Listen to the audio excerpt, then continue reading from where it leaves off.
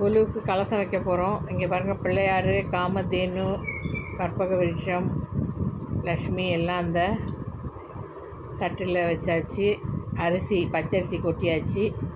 இப்போ கலசத்தை கொண்டு வந்து ரெடி பண்ண கலசத்தை கொண்டு வந்து இதில் வைக்க போகிறோம். வச்சு நல்லா அட்ஜஸ்ட்லாம் பண்ணிவிட்டு நகைங்க போட்டு விட்டு பூ எல்லாம் வச்சு அதுக்கப்புறம் நெய்வேத்தியம் பண்ணுவோம். இன்றைக்கி நெய்வேத்தியத்துக்கு கேசரி, பச்சை கலர் கேசரியும் வேர்க்கடலை சுண்டலும் பண்ணியிருக்கேன். பாருங்கள், கலசம் வச்சாச்சு.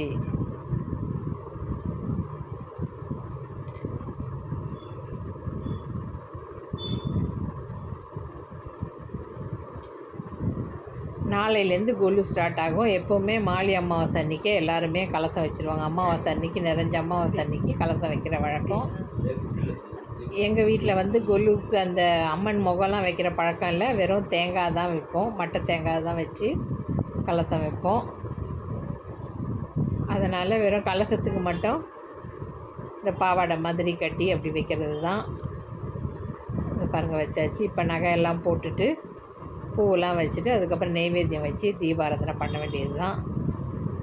4:30 ராவுகாலம் முடிஞ்ச பிறகு 6 மணிக்கு மேலே கலசம் வைக்க ஆரம்பித்தேன்.